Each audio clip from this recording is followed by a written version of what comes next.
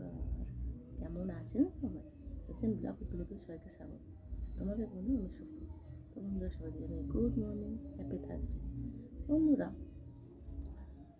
Thursday মানে আমার কাছে একটা স্পেশাল দিন ছিল, যেহেতু আমি কয়েক মাস ধরে রাখতে পারছি না, কারণ কয়েকটা বছর মানে একদম এত ফাস্টিং করেছি, ওই জন্য কিছুদিন বন্ধ রেখেছি, আবার রাখবো মাঝে মধ্যে, তো রাখতে পারছি না। বন্ধুরা,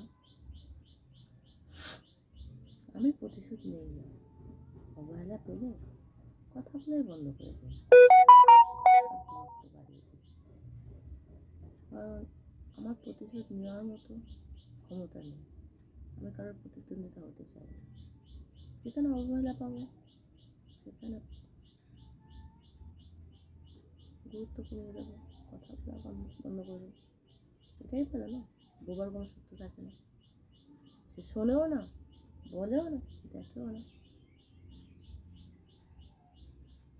কারণ আমি তো মানুষ, তোমরাও মানুষ।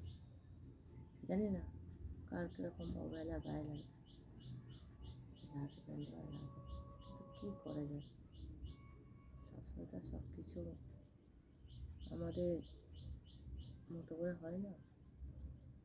হাতের 5টা আঙুল যেমন সমান না, পৃথিবীর 5টা মানুষও তেমন সমান, আর পৃথিবীর 5টা মানুষের মানসিকতাও সমান না। তুমি কিছু বলতে, কিছু করতে, নিজের লোকই শোনো ভাই, তোমার যখন দরকার পড়বে তখন তোমাকে এসে অনেক রকমভাবে, যখন দরকারটা মিটে যাবে তখন তুই কে, এটাই বাস্তব। প্রত্যেক মুহূর্তে হচ্ছে বলতে নিতে পারছি না জাস্ট। হ্যালো বন্ধুরা, গুড ইভিনিং, শুভ সন্ধ্যা। বন্ধুরা দেখো, আমি রিলস বানাবো বলে রেডি হয়েছি, আর এত কাজ পড়ে আছে, কাজের শেষ নেই।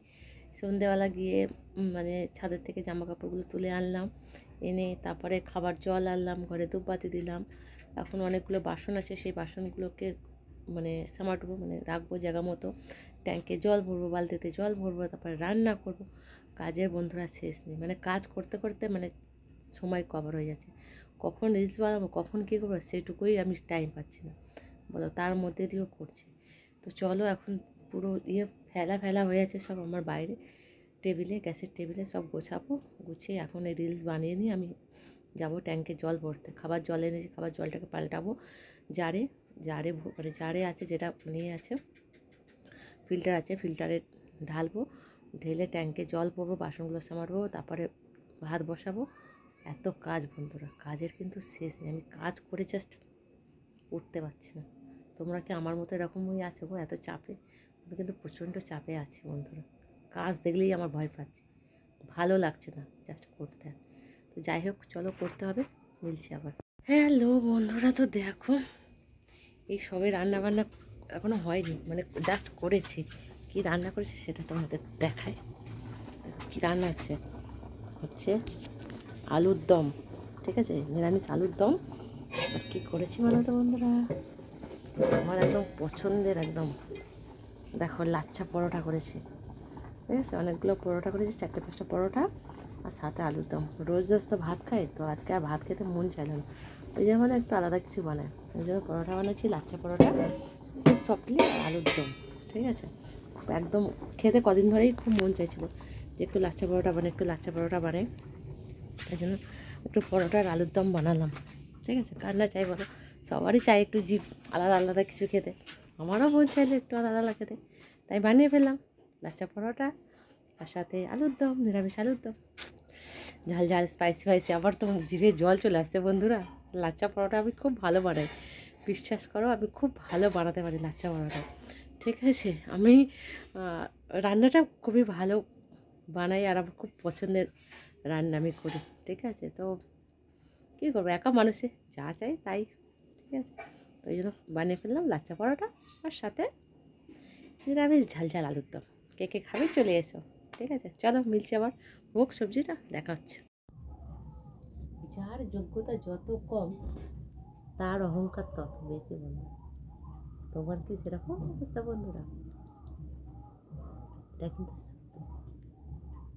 যার যোগ্যতা যতটুকু কম, সে এমন দেখাবে বিশাল কিছু, তাই কি না? ঠিক আছে, তো রান্না আমার হয়নি, চলো রান্না মিলছে বন্ধুরা। তো আলুর দম আমার রেডি হয়ে গেছে, এবার খাবো। তার ভাবলাম চলো একদম লাস্ট ফিনিশিং তোমাদেরকে দেখিয়ে দিই আলুর দমটা কত সুন্দর হয়েছে। দেখো আলুর দমটা কী সুন্দর হয়েছিল, দেখে জিভে জল আসছে, চলে এসে কিন্তু বন্ধুরা খেতে। ঠিক আছে, তো চলো আমি এখন খাওয়া দাওয়া করবো। সারাদিন একটু পান্তা ভাত খেয়েছিলাম, কারণ তোমাদেরকে তো বলাই হয়নি। আমাদের এখানে আজকে একটা জায়গা পুরানো মন্দির, অনেক বহু বছরের পুরানো মন্দিরে শীতলা পড়েছিল। ঠিক আছে, আমি থাকি না সেখানে, ছাড়ো, কিন্তু আমি থাকি, যেহেতু আমি এসব মানি না, বিশ্বাস করি না, কিন্তু কী করবো, একই জায়গা থাকতে গেলে সবাইকে তো অসম্মান করা যেতে পারে না। পাড়াটা সবাই মানে প্রত্যেক বাড়িতে ঠান্ডা করেছে, পান্তা ভাত করেছে বা জলদা ভাত করেছে, সেই জায়গায় যদি আমি পাড়ার মধ্যে থেকে রান্না করে খাই, নিজেরই খারাপ লাগে, সেই হিসাবে বিবেকে হলো না, ওই জন্য করিনি। তো সারাদিন একটু পান্তা ভাত খেয়েছিলাম, রাতে এখন এটাই বানালাম, লাচ্চা পরোটা আর আলুর দম, এটাই খাবো বন্ধুরা। তো চলো খাওয়া দাওয়া কমপ্লিট করি, পেটে কিন্তু ছোটো টুকটুক করছে। খাওয়া দাওয়া করি, খাওয়া দাওয়ার পরে তোমাদের সাথে আবার মিলছি। ঠিক আছে, তোমরাও খাওয়া দাওয়া করে নাও। আমার সত্যি কথা বলতে লাচ্চা পরোটা আর আলুর দম দেখে না জিভে জল চলে আসছে, সামলাতে পারছি না। তো চলো তোমাদের সঙ্গে দেখা হচ্ছে খাওয়া দাওয়া করে। বন্ধুরা দেখো খাওয়া দাওয়া পুরো কমপ্লিট, ফ্রেশ হয়ে আছে, অনেকটাই লেট হয়ে গেছে, কারণ বাসন টাসন আমি ধুয়ে রাখলাম আজকে রাতে। ঠিক আছে, তার জন্য একটু বেশি লেট হয়ে গেছে বন্ধুরা। তোমরা কি খাওয়া দাওয়া করেছো? লাচ্চা পরোটা সাথে আলুর দম, একটু মুড়ি, আজকে রাতে এটাই ডিনার করলাম। তো মনটা শান্তি হলো, কারণ অনেক দিন, কারণ সত্যি কথা বলতে বাইরে গেলে আমি একটু রুটি পরোটা খাই, তো তো বাড়িতে নিজে বানাতে হয় বলে হয়তো করি না একার জন্য। তো আজকে শেষমেশ করেই ফেললাম, যে না মনটা চাইছে আমার, তার জন্য সত্যি কথা খেয়ে খুব মানে অন্তরটা বা আত্মাটা খুব শান্তি পেয়েছে। তো চলো তোমরাও নিশ্চয়ই খাওয়া দাওয়া করে নিয়েছো, আর বেশি কিছু বলবো না, পেট ভীষণ ভারী, এবার বিছানা শুতে পারলে বাঁচি।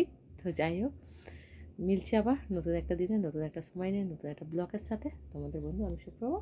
তো সবাই জন্য গুড নাইট, সুইট ডিম, লাভ ইউ, সবাই সুস্থ থেকে দেখা হচ্ছে আবার, টাটা। ঠিক আছে।